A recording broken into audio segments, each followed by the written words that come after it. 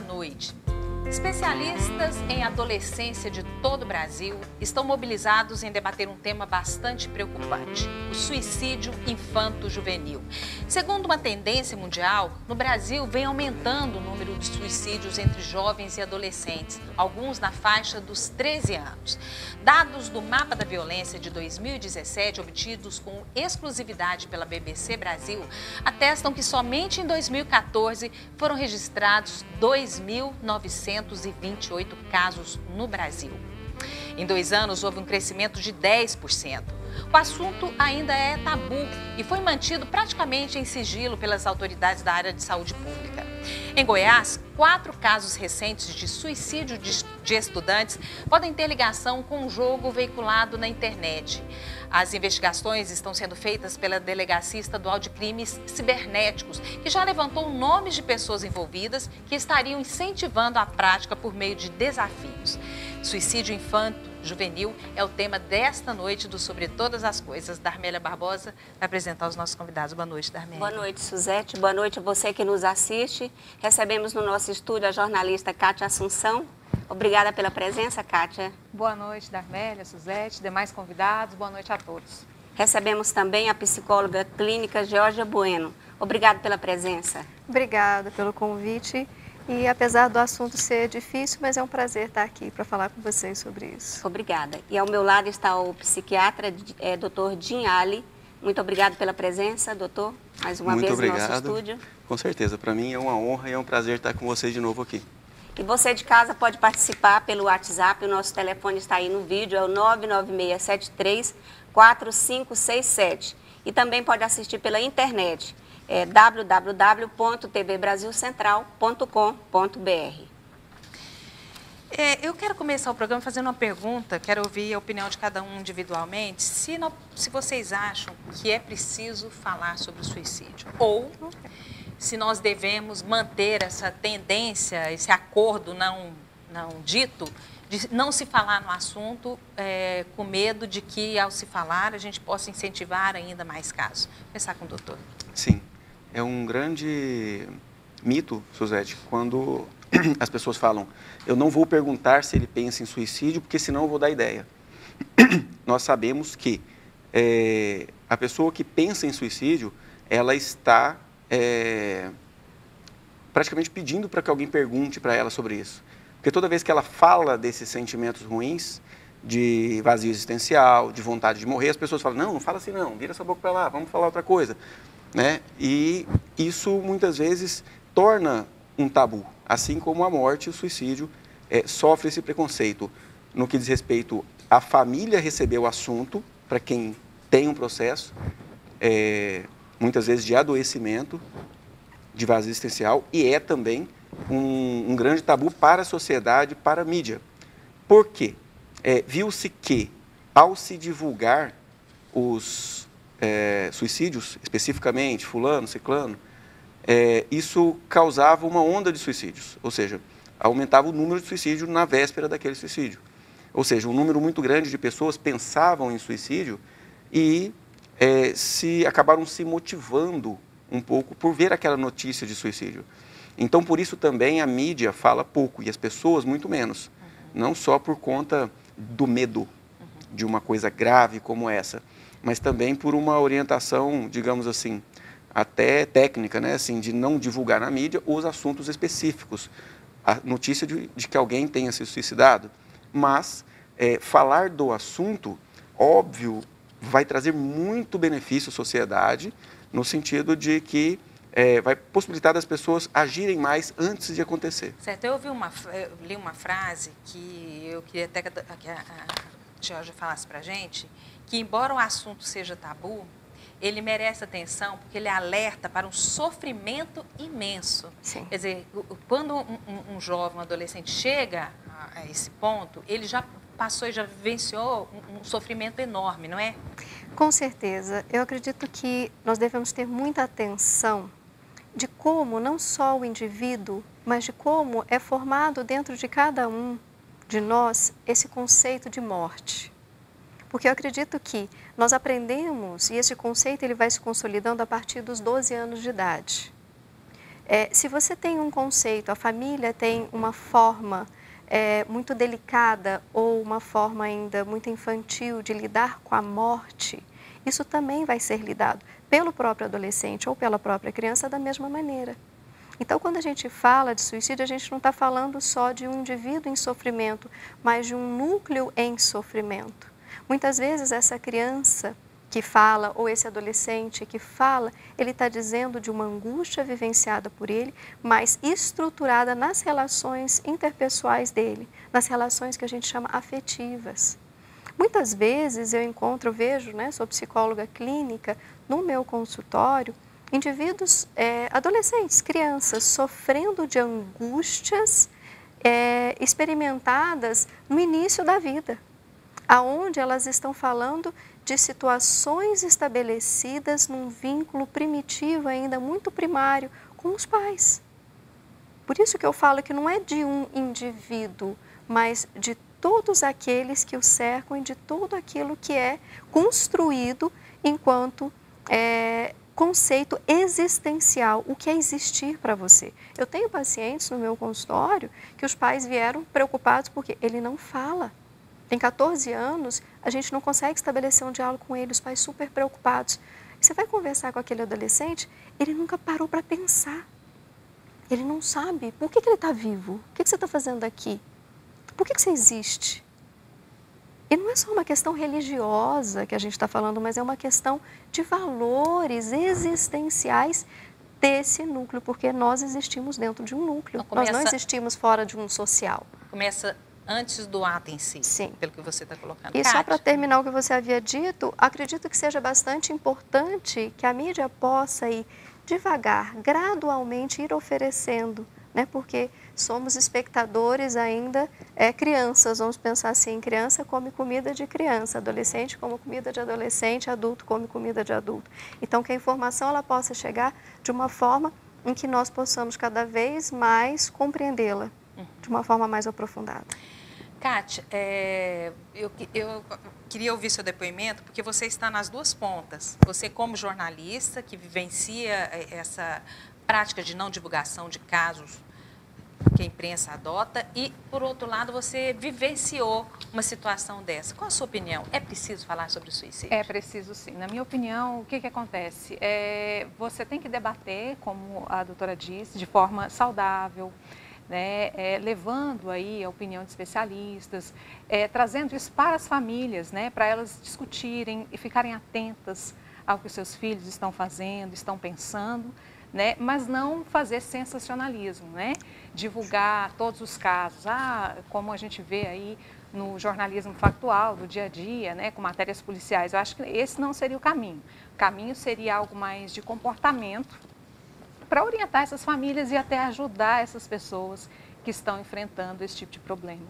Porque eu fico pensando assim, quando a gente fala, quando a imprensa fala em não divulgar, o medo é aquilo que o senhor colocou no começo, de que ao divulgar você acabe não incentivando, mas mostrando formas de fazer aquilo, Mas a imprensa, nós jornalistas, podemos falar do assunto sem citar os casos específicos de suicídio, Com certeza, para até alertar essas famílias e deixar de ser um tabu, Porque normalmente essas crianças, adolescentes e jovens, manifestam algum tipo de problema, de sofrimento, Então eu acho que se as famílias estiverem atentas, talvez seja possível evitar o pior.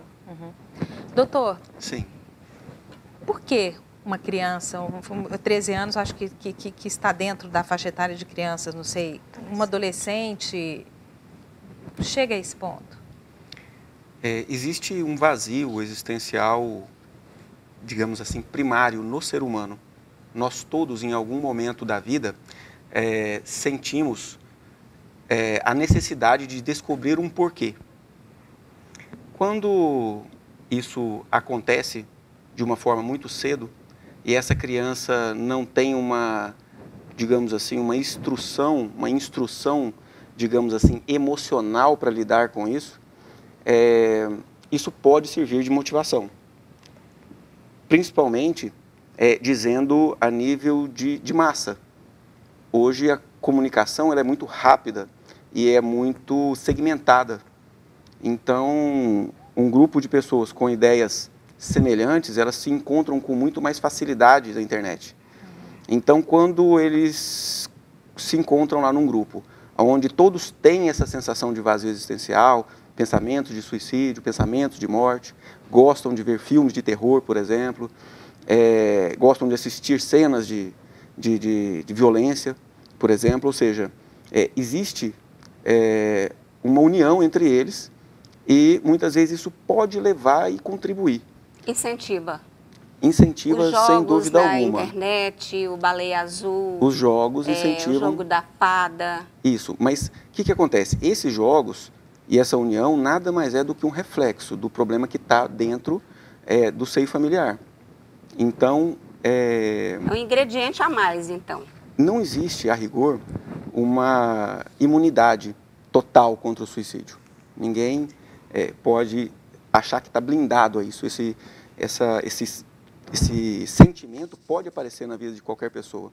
Mas nós podemos, dos nossos filhos, das nossas crianças, já que estamos falando especificamente das crianças e dos adolescentes, nós podemos ajudar a, digamos assim, a protegê-los. Com o quê? Com a atenção, com o afeto. Né? Pode acontecer, sim, de uma criança ou um adolescente, ele ter todo esse sentimento de vazio existencial e isso passar desapercebido aos pais. Porém,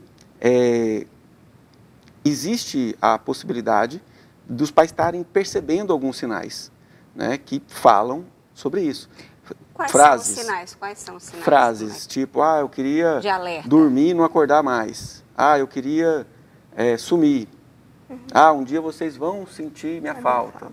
Né? Isso mesmo. Então, essas frases, elas acontecem de uma forma muito direta em metade dos casos de suicídio. 24 horas antes do suicídio.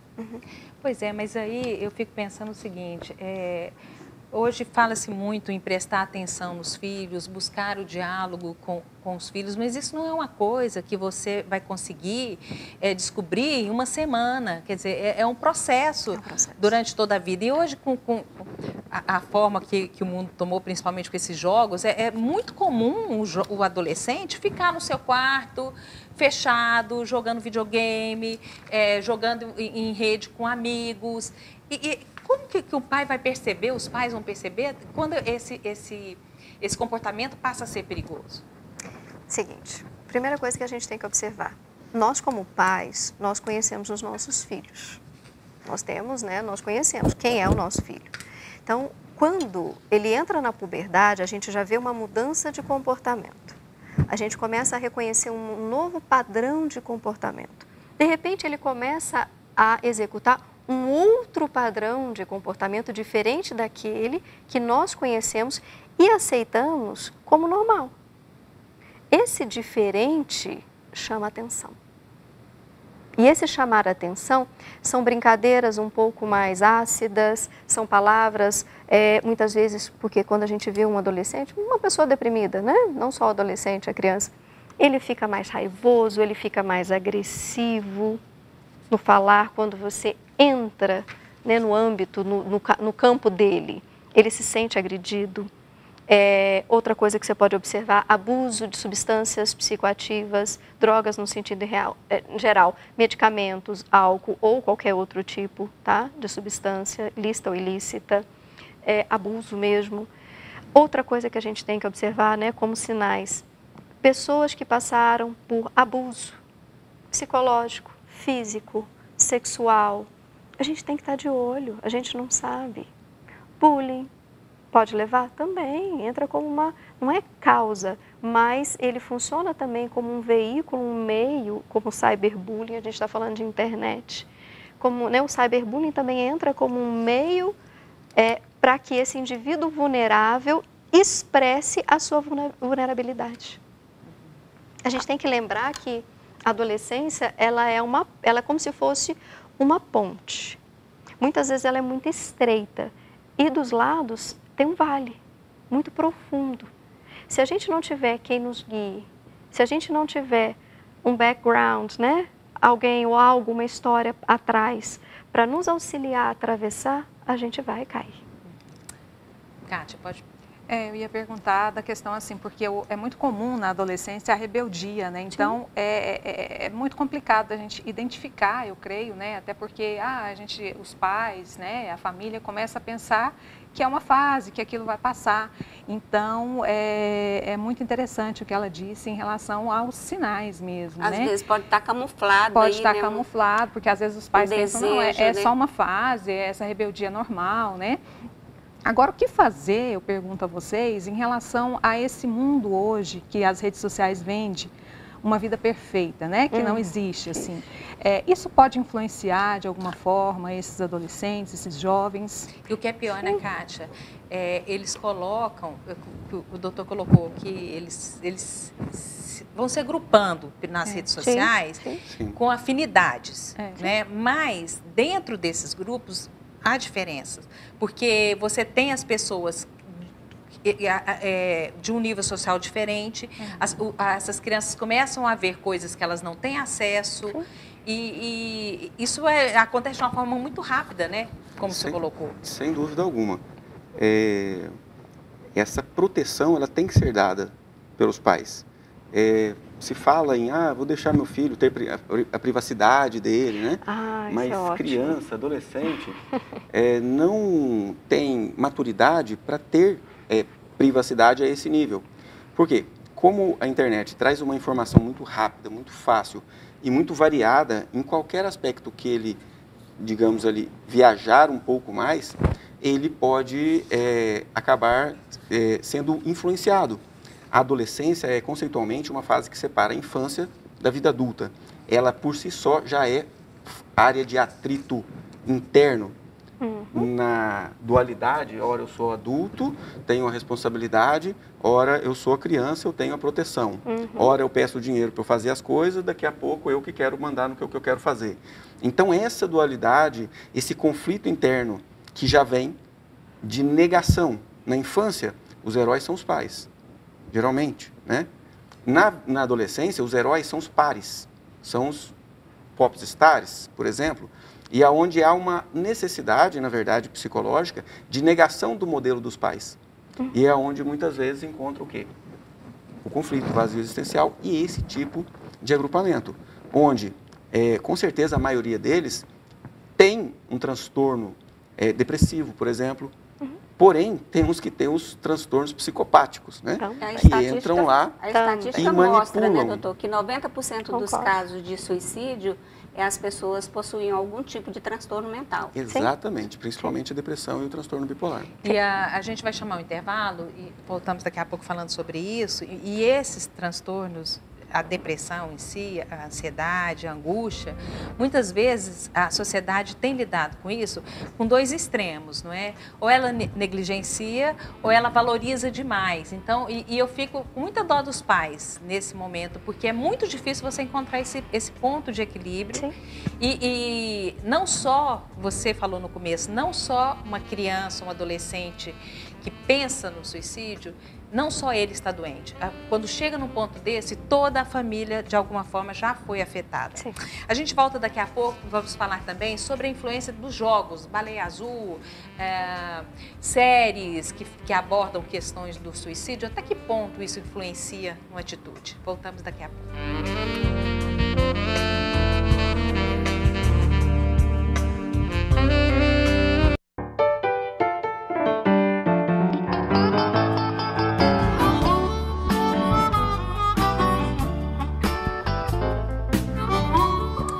A imprensa tem divulgado, nesses últimos meses, alguns casos de suicídios, principalmente entre crianças e adolescentes. Uma escola em São Paulo vivenciou, num período muito curto, 2 casos de alunos, e isso trouxe à tona a discussão sobre esse assunto em várias áreas da nossa sociedade. Nós estamos discutindo isso hoje, sobre todas as coisas, com a jornalista Kátia Assunção, com a psicóloga clínica Georgia Bueno e com o psiquiatra Dinhali.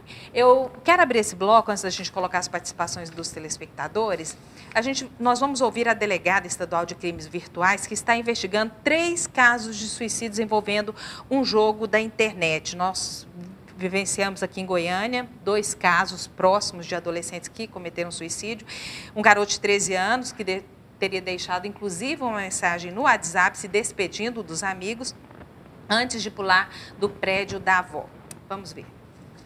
Os casos estão sob a investigação da Delegacia de Repressão contra Crimes Cibernéticos. De acordo com a delegada Sabrina Leles, a morte de um adolescente de 15 anos em fevereiro aqui em Goiânia já foi diretamente relacionada a um grupo no Facebook chamado de The Haters. Foi o primo do adolescente quem deu detalhes da participação dele neste grupo. O The Haters e o THS, que é inclusive a sigla de The Haters.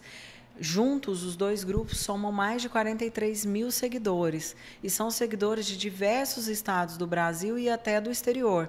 Tanto assim que uma morte de uma jovem que na época contava com 17 ou 15 anos, na Espanha, é uma brasileira que morava fora, ela foi ligada a esse grupo de haters, mais esse braço da Espanha. E na época até um argentino teria sido preso por instigar, por induzir essa jovem ao suicídio. A delegada já sabe quem está por trás desse grupo. Outros 4 casos de suicídios em Goiás já foram relacionados ao administrador do grupo, identificado na internet como Igor Akibar. Em relação a esse jovem de 15 anos, o próprio jovem pediu a esse primo o contato, que ele intermediasse a participação dele nesse grupo. Não foi nem o primo que foi atrás, o próprio jovem teria pedido o contato desse curador do grupo para esse primo que já fazia parte. Então, assim, é realmente uma questão de atenção. Diferente do Baleia Azul, outro grupo na internet associado a casos de suicídios no Brasil, nesse os jovens não estariam sendo coagidos a participar. Seriam eles que estariam em busca de fazer parte da comunidade, o que serve de alerta sobre o uso da internet por adolescentes sem a supervisão dos pais. A intenção maior da Polícia Civil em divulgar esse trabalho, que inclusive traz até um certo prejuízo para a própria investigação, essa divulgação, é não termos mais vítimas sem termos alertado esses pais, né? Fiquem atentos ao assunto que é de interesse dos seus filhos, ao que eles estão buscando de pesquisa, qual o tipo de perfil que eles adotam nas redes sociais, menos privacidade para os filhos dentro de suas casas, nessas redes sociais, para que os pais acompanhem essa modernidade tecnológica. É realmente a prevenção que pode trazer, né, e evitar que se ocorram outras mortes. Até que ponto, doutor Dinhali, esses jogos na internet influenciam crianças e adolescentes a praticarem suicídio? Esses jogos, eles realmente influenciam. Eles não são a causa primária. Nós temos já nessa criança, nesse adolescente, um sentimento de revolta. E esse sentimento de revolta com a vida, com a realidade, com os pais, ele compartilha dentro do grupo, né? E eles revelam sentimentos semelhantes, eles se sentem, digamos assim, identificados uns com os outros. E quem realmente faz esses jogos, quem idealiza esses jogos, eles não se matam. Eles não têm um transtorno de depressão ou de ansiedade e nem estão revoltados com a vida. Eles têm um perfil de psicopatológico, um psicopático, digamos assim. É uma característica dele não se colocar no lugar do outro. Ele não consegue, ele perde a capacidade de empatia. Então, ele não se coloca no lugar da mãe ou da própria pessoa que está ali passando por aquele sofrimento, que ele está pressionando.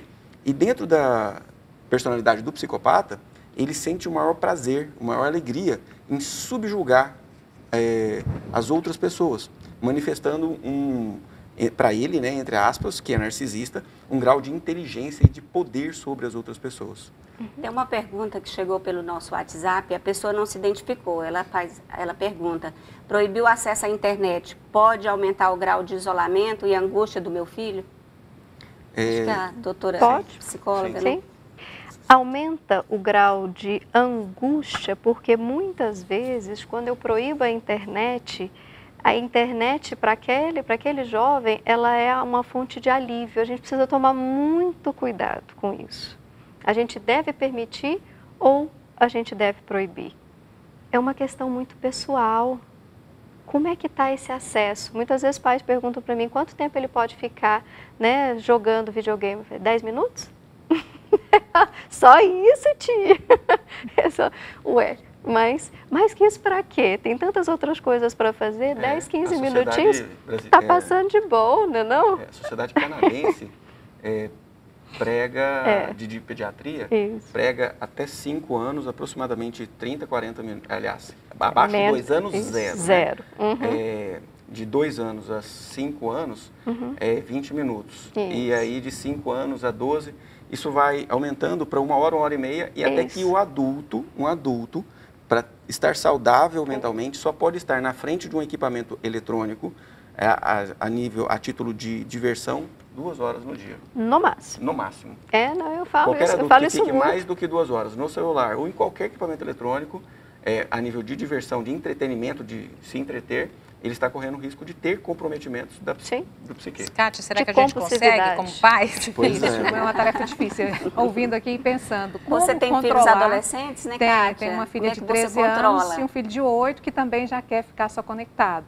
Então, nós controlamos assim com horários, né? Estabelecendo horários, às vezes confiscando o celular, né? Dependendo da situação, época de prova, é mais ou menos por aí. Dá uma olhadinha no celular? Dá uma olhadinha. Agora me preocupa muito as séries, né? Eu vejo que a minha filha gosta muito de assistir série, então isso me preocupa muito, porque eles gostam assim de coisas que tem vampiro, que tem... Então, assim, são umas séries que eu acho que não são séries saudáveis. Fora da realidade. Fora da realidade. Trazem uma realidade que não são a nossa realidade. E além disso, o interesse, por exemplo, às vezes prefere ficar assistindo séries a sair com as amigas, né? A ir ao cinema, porque prefere ficar naquela situação ali.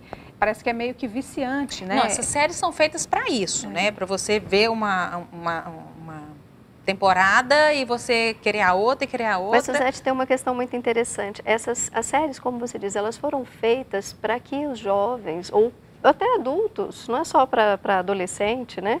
Mas foram feitas para indivíduos que estão buscando identificações. Indivíduos, a gente fala assim, objetos de identificação. Vou ter que entrar um pouquinho nisso, que é, o que é função materna, o que é função paterna? O que é uma família organizada? Eu acho que buscando entender o porquê que as crianças, os adolescentes, eles ficam buscando prazer num outro lugar virtual, fora da realidade, que não é com os amigos, que não é com a família. Por que eu tenho que sentir prazer num outro lugar que não é real?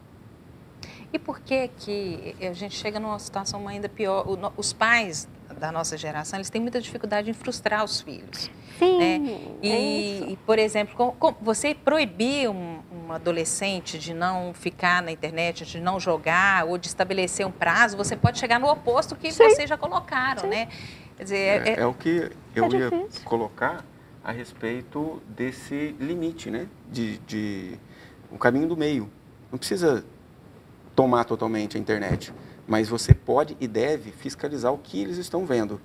Eu tenho crianças, o mais velho está com 12 anos, e minha esposa me ligou. Falou, olha, está assistindo umas séries ali, mas eu não estou com tempo de ver essa série. Eu falei, vai lá nos comentários, e dá uma olhadinha. Ou seja, saber sobre o que fala, né? É até bom a gente ver o que é que eles estão buscando e acessando. Assim como, em muitos momentos, lá em casa, um está fazendo 12 agora em maio, 9 anos, uma menina de 9, uma menina de 5 e uma de 2. De vez em quando eu deixo eles, não fico controlando o que está acontecendo. Até algumas discussões e tal, eu estou ali escutando, mas eu deixo para ver até onde eles vão, como é a relação entre eles e o que eles estão buscando. Então, eu acho que vale a pena fazer isso também com equipamento eletrônico. Que tipo de jogo que ele está jogando? Mas por que ele gosta de jogo de zumbi, de morte? Ou por que ele está assistindo esses vídeos melancólicos, né?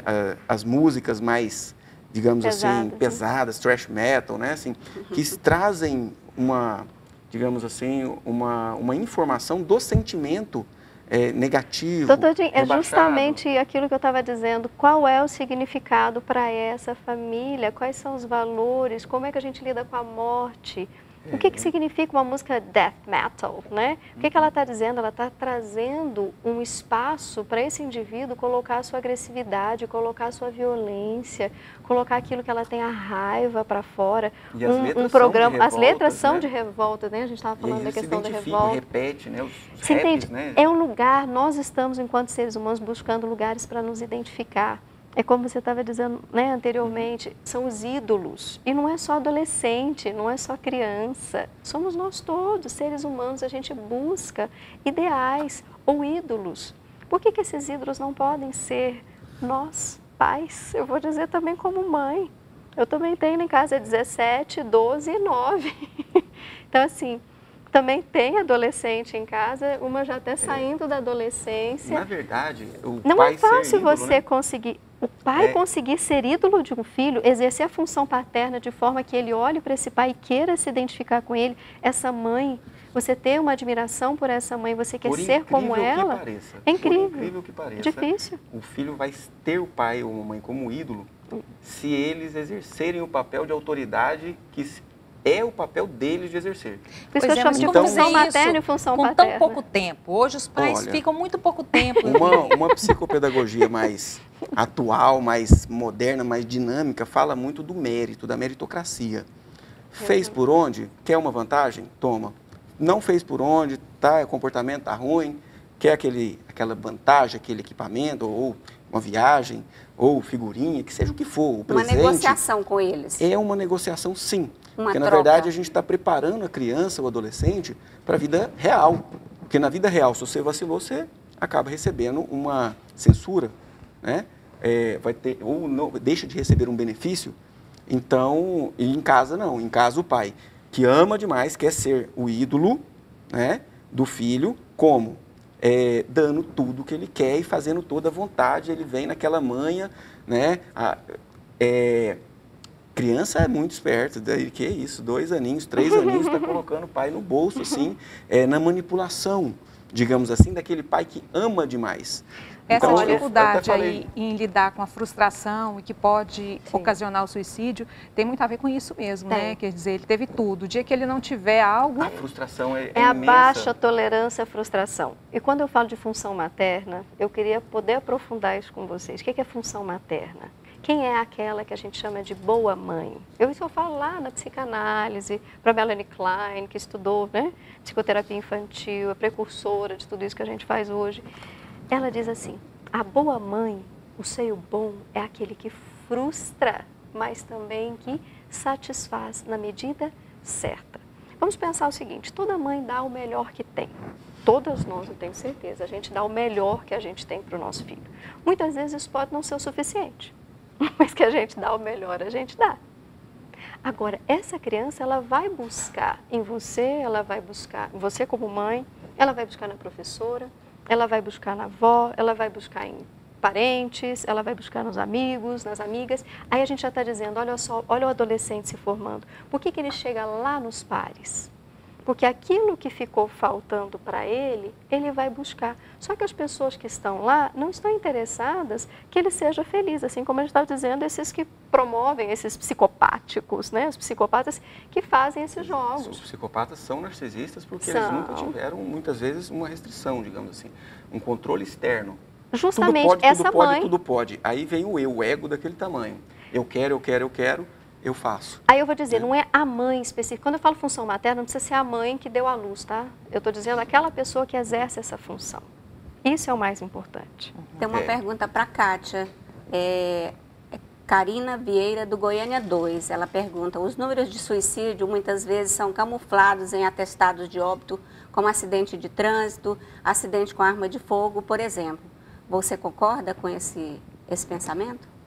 Em alguns casos, né, eu acredito que sim, não tenho muito conhecimento, assim, de como a polícia trata isso, né, porque no caso específico que aconteceu na minha família foi registrado como suicídio mesmo, né, a polícia fez a perícia, né, no local e foi registrado como suicídio. Eu não sei se a polícia trata isso, né, o que nós conversamos aqui no início, que talvez ela tenha imaginado, em relação à imprensa, né? Porque a forma como é noticiada, a forma né? como é. Porque como hoje... chega também nas redações a notícia, né, Kátia? Tem isso também, né? E muitas vezes nas redações os jornalistas ficam sabendo, mas existe uma norma para não divulgar, para não incentivar. Né? Isso vem mudando, principalmente para alertar os pais em relação a esses jogos, né? Quando não tinha essa influência da internet, era comum não divulgar. Hoje, já para alertar os pais, nós estamos começando a divulgar esses casos para tentar alertar e evitar que eles aconteçam. É porque é engraçado, a pesquisa que a gente divulgou no começo, de cerca de 2.898 suicídios em 2014, essa pesquisa ela foi feita no período de 12 anos, quer dizer, ela pegou 2002, né, de 2002 para cá. Numa época em que a imprensa já não falava, falava menos ainda do que nós falamos hoje, né, sobre esses casos. Era uma pauta restrita, uma pauta restrita. E esses casos foram aumentando, quer dizer, não é o não falar que evita de acontecer, né? A subnotificação, ela acontece muito. O número é 11 mil suicídios no Brasil ao ano. Calcula-se que exista uma subnotificação de 30% a 60% acima desse número. Por quê? Porque existem os suicídios, muitas vezes associados ao consumo de bebida alcoólica, né? O jovem ou o adulto mesmo bebe bebida alcoólica e bate o carro e vai por querer causar um acidente e muitas vezes passa como um acidente, né? Muitas vezes a própria família tem uma vergonha, digamos assim, de falar que foi suicídio, porque reflete uma impressão de que a família falhou, digamos assim, em cuidar dessa pessoa. E isso não é de hoje, já há muito tempo. Então, que aconteciam os suicídios e a família ia lá pedir para o médico que vai fazer o atestado de óbito colocar que foi infarto, por exemplo. Né? Isso acontecia antigamente. Hoje em dia, infelizmente, cada vez há mais a ética. No atestado de óbito, eles já não tem como fazer isso. Né? Existem provas sempre nas internações, então não se faz mais isso. Mas a família mesmo fala que foi uma coisa, sendo que muitas vezes foi suicídio. Principalmente quando se fala de crianças, né? De crianças e adolescentes. As pessoas têm uma dificuldade muito grande de assumir esse problema. E por incrível que pareça, o olhar digamos assim, de medo que todos têm no que diz respeito ao suicídio, faz com que ele cresça. Por quê? Porque não se fala disso. A subnotificação parece que é uma coisa, é a quarta causa de morte em criança de 10 a 15 anos nos Estados Unidos. Quarta causa de morte. Na faixa etária entre 15 e 29 anos, o suicídio é a segunda causa de morte violenta no mundo. No mundo. Como falar disso? Primeiro são acidentes de trânsito. Sem provocar um trauma na criança ou sem incentivar. Como a família pode tratar desse assunto com a criança, com o adolescente? Eu vou, doutor Gim, vai responder logo após o nosso intervalo. E isso é muito interessante porque algumas famílias não gostam de falar nem da morte. Você já colocou isso no começo. Por exemplo, algumas famílias adotam a postura de só levarem os filhos a um velório para que eles vejam um caixão, alguma coisa assim, depois de certa idade. Quer dizer, nós adultos, isso é uma decisão do adulto, então nós adultos temos uma dificuldade em lidar com determinados assuntos, né? Mas a gente vai para mais intervalo, daqui a pouco a gente volta.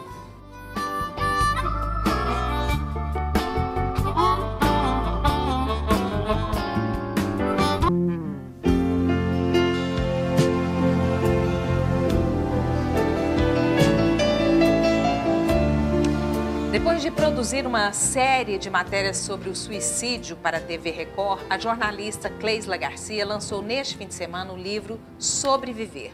A obra resume relatos de familiares de jovens que tiraram a própria vida.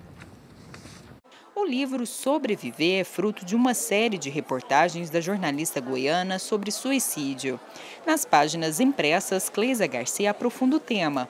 Ela conta histórias de famílias que perderam entes queridos e relata conversas com jovens que sobreviveram à tentativa de se matar. A gente pensou no ano passado, diante do fenômeno Baleia Azul, e também de uma série da Netflix que impactou muitos jovens brasileiros, porque essa série foi assistida por jovens e ela não era uma série para jovens. À medida que eu fui tendo acesso a esses números, eu fiquei muito impressionada com os números que eu descobri.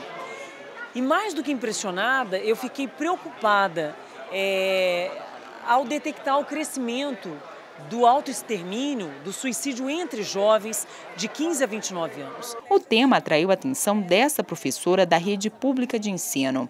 Eniclé adquiriu 3 exemplares. Nós vamos querer que as bibliotecas escolares tenham esses livros, né? Porque ele vai ser um tema gerador, de uma forma assim preventiva.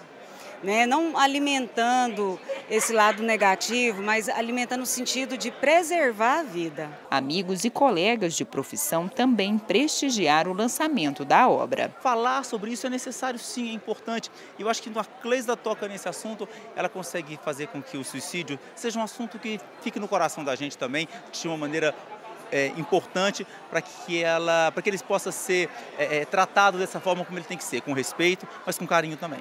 Toda a renda adquirida com a venda do livro vai ser revestida para o Centro de Valorização da Vida. Eu tive acesso a voluntários muito generosos e pessoas que me comoveram muito, porque eles trabalham no silêncio, sem ganância e sem vaidade, que é o Centro de Valorização da Vida.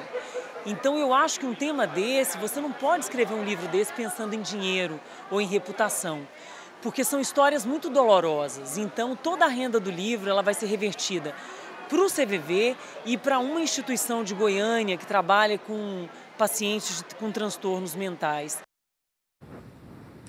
Bom, nós vimos ali na matéria que é preciso falar sobre isso, mas como falar sobre isso para as crianças, né? Eu queria até que você repetisse, Kátia. Como falar, qual é a melhor forma dos pais abordarem, pais ou responsáveis, abordarem esse tema com as crianças, adolescentes e jovens? De uma forma bem tranquila, de uma forma bem sincera, olhando dentro dos olhos da criança e dizendo que isso acontece, que isso é algo da realidade das pessoas e que existem soluções mais, digamos assim, mais viáveis para qualquer tipo de problema. A depressão, ela é uma doença, muitas vezes, que faz... E quem se suicida é porque ele está num momento depressivo. Às vezes não entra num critério de depressão, conforme uma doença, mas está num momento depressivo. Mas o momento do depressivo, ele é um momento onde a pessoa tem a certeza que nada que fizerem pode mudar aquele destino cruel, aquele vazio existencial, aquela dor ou aquele problema que ele está enfrentando. Então existem razões para. E essas razões para estão relacionadas a situações onde a pessoa esteve totalmente impotente e ela pensa no suicídio como uma forma de sair do sofrimento, não necessariamente de acabar com a vida. Pois é, mas não é. Eu acredito que também a Kátia quer saber o seguinte: não só para uma situação em que há uma depressão, em que há um medo disso acontecer, mas... Preventivamente? Não, falar para as crianças. Se nós estamos argumentando aqui que é preciso falar sobre o suicídio, eu fico pensando, por exemplo, as escolas que vivenciaram isso, elas tiveram uma oportunidade de falar sobre o assunto. Mas como um pai ou uma mãe chega em casa e entra nesse assunto para falar, é importante ou não? Esse assunto ele aparece em qualquer momento. Esse assunto aparece em algum momento na vida da criança. E ele pode ser introduzido pelos pais.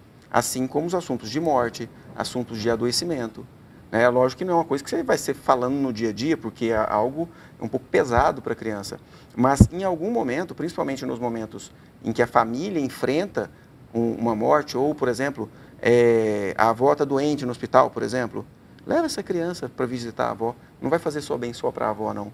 Ele vai olhar para a avó, ver aquele sofrimento e ver que as pessoas passam por sofrimento. E entender que as pessoas podem ter força suficiente para passar pelos sofrimentos. Eu vejo da seguinte forma: cada idade, é aquela história, cada comida, né, adequada para a sua idade. Assim como o sexo, como falar sobre sexo para uma criança é falar sobre morte, é falar sobre pessoas que... É engraçado, a gente acha que o suicídio é fraqueza. A gente tem muito disso, de acreditar que a pessoa que suicida é uma pessoa fraca. Ela não é fraca. Ela foi tão forte que chegou num momento em que ela sentiu que ela não tinha uma outra alternativa. A gente diz, é uma atitude drástica, sem volta, para um problema passageiro. Se eu conseguir ensinar para o meu filho desde pequenininho que aquele tombo que ele levou, que o joelho que está doendo, passa. Ele pode estar morrendo por conta daquilo, mas passa, meu filho. Tudo passa nessa vida. Então, como ensinar desde pequenininho? É desde pequenininho, é desde aqui do peito. Eu falo dessa relação mãe e filho, pai e filho. É dizer, meu filho, está ruim hoje, mas vai passar. Acreditar que uma nota baixa na escola foi ruim agora, mas nós vamos pegar com afinco e isso vai acontecer, nós vamos sair lá do outro lado melhor. É ensinar desde sempre, que não há mal que sempre perdure, nem bem que nunca se acabe. Esse é o papel dos pais. A Viviane Lustosa, de Aparecida de Goiânia, pergunta, diante do grande número de suicídio de crianças e adolescentes, como deve ser a postura das escolas? Qual o papel dos educadores que convivem com eles todos os dias? Olha, primeira coisa, eu lido muito com escolas também, né? Como é que a gente olha para uma criança, convive com uma criança, sem olhar para si também? Primeira coisa, o professor tem que cuidar dele mesmo. Saber o que ele sente por esse aluno, saber o que ele sente por aquilo que ele faz, saber o que ele realmente que ele tem amor por aquilo que ele faz, para ele poder ter um olhar também desse de função materna que a gente fala, né, de acolhimento, mas também de frustração. Ter autoridade, assim como o Dr. Jim estava dizendo, ter autoridade é aquilo que você constrói com o seu filho, com o seu aluno, é uma relação afetiva construída, aonde eu respeito o que você fala, porque o que você fala é verdadeiro. Existe coerência na sua fala. Como que os pais podem ensinar para os filhos a respeitarem, né? A se respeitarem, a darem respeito? Isso é uma construção de autoestima também. Os pais precisam ter autoestima para poder ajudar o filho a construir. A autoimagem da criança, ela depende desse olhar da mãe, desse olhar do pai, do olhar que a mãe tem pelo pai, que o pai tem pela mãe. Vocês entendem? Existe uma construção desde o início, eu estou batendo essa tecla. Precisa se entender. O suicídio, ele aparece na desorganização familiar. Não é toda desorganização que vai levar a isso, mas todo suicídio, se você olhar, existe uma desorganização. O que é desorganização? Só porque tem um pai e uma mãe e fala que está organizado? Está nada. O que é desorganização? Que olhar é esse? Muitas vezes a mãe só olha para esse pai e vive para esse homem, para correr atrás dele. E não para cuidar. Ela cuida dos filhos para que ele fique feliz com ela. São tantas formas de desorganização, abandonos, homens que abandonam esses lares. Doutora, só sugerir. Se a criança tem 5 anos, como ele deveria falar, por exemplo, com 5 anos ou com 10 anos? Sobre morte, você fala? Sobre suicídio. Sobre como seria a melhor forma de falar com uma criança de 5 anos sobre suicídio? Suicídio. É igual eu estava dizendo, você vai cuidar dos seus pertences. A gente ensina com 5 anos uma criança a cuidar dos seus pertences, porque esses pertences precisam durar. O seu materialzinho escolar, porque há 5 anos ele está indo para a escola. Então, é a primeira mochilinha, praticamente, né? O primeiro estojo, os lápis. Como é que a gente cuida das coisas, do uniforme? Como é que a gente cuida desse uniforme? Você está vendo que tem uma pessoa que lava para você ou é você que vai lavar o seu uniforme? Você entende? Você ensinar para essa criança que ela precisa ter cuidado com aquilo que é dela, com aquilo que é ela. Porque até então essa criança de 5 anos, ela não consegue discernir, ela está no processo, né? O que é meu, o que é do outro. A gente pode falar de 3, não precisa ser de 5.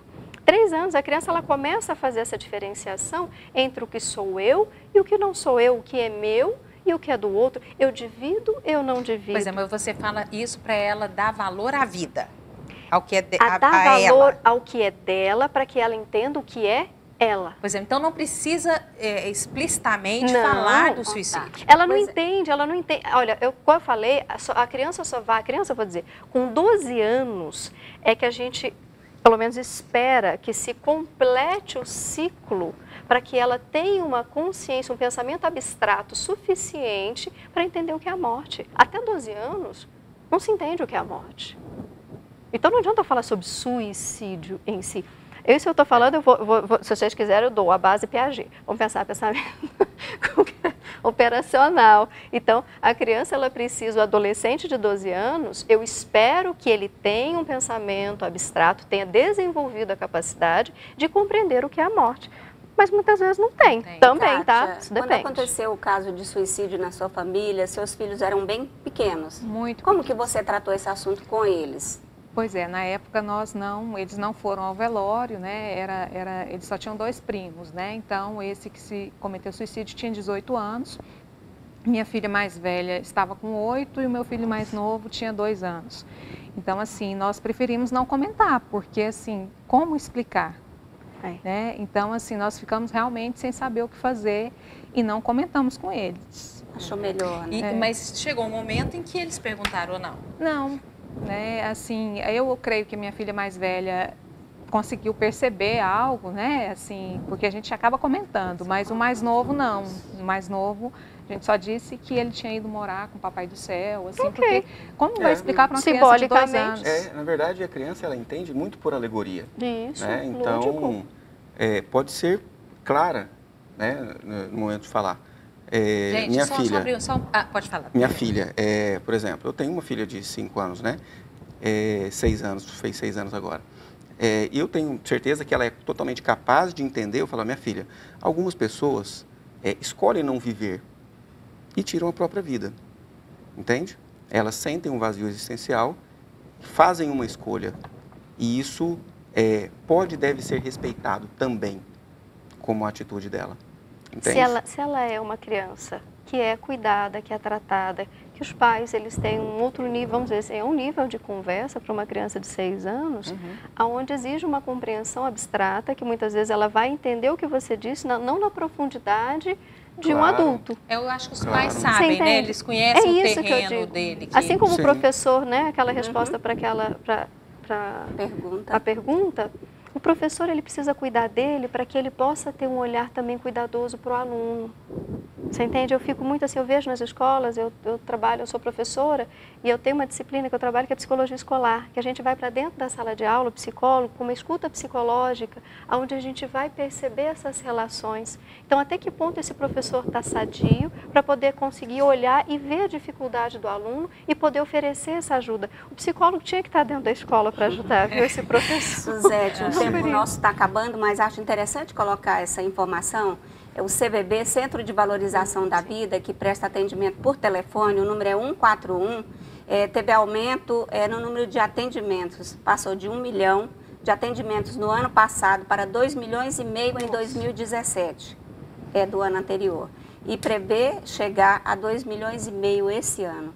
E eles estão em busca de voluntários para ajudar no trabalho. Lembrando que crianças e adolescentes não ligam para o CVV. Por isso que a gente fala tanto dos pais, tá? Adulto liga, mas o adolescente só se for um pouco mais velho, mas esse puber, né, esse pré-adolescente, não a tem criança... trote, então. Não é, eles ligam, mas vamos dizer, sem essa função, né, que a gente espera E só para a gente terminar o programa, deixar claro o seguinte, quando a gente, de uma certa forma, a gente incentiva a se falar sobre o assunto, nós jamais, pelo menos nós aqui, eu tenho certeza, nós 3 jornalistas, não apoiamos nenhum tipo de divulgação sensacionalista do assunto. Você não precisa falar como aquela pessoa cometeu o suicídio, por que ela cometeu, mas quando acontecer, é um momento que a sociedade pode tirar para discutir esse assunto, para chegar nessa pessoa que pode estar doente e buscando algum tipo de ajuda.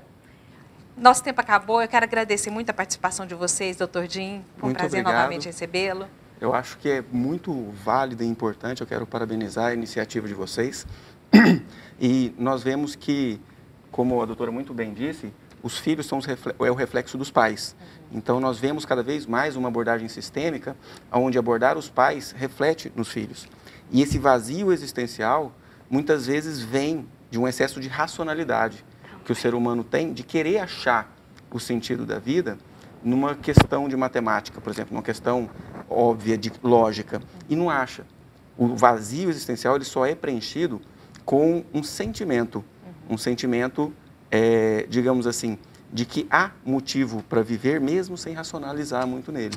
Eu acho que essa mensagem é muito importante para que os pais transfiram aos filhos o gosto pela vida. Muito obrigado pela convite. Obrigada, Georgia. Prazer receber você. Uma honra, né? Fico honrada pelo convite. Espero ter ajudado, né, as pessoas a terem pensado um pouco mais, a pensar um pouco mais sobre essas estruturas e funções que elas exercem, né, com seus filhos. Kátia, obrigada. Muito Apesar obrigada. de que eu tenho certeza que é um assunto difícil, obrigada pela sua contribuição, pela sua presença aqui com a gente. Foi um prazer.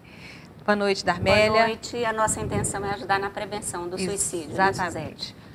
Esse programa tem reprise no sábado às 7 da noite. Uma boa noite para você.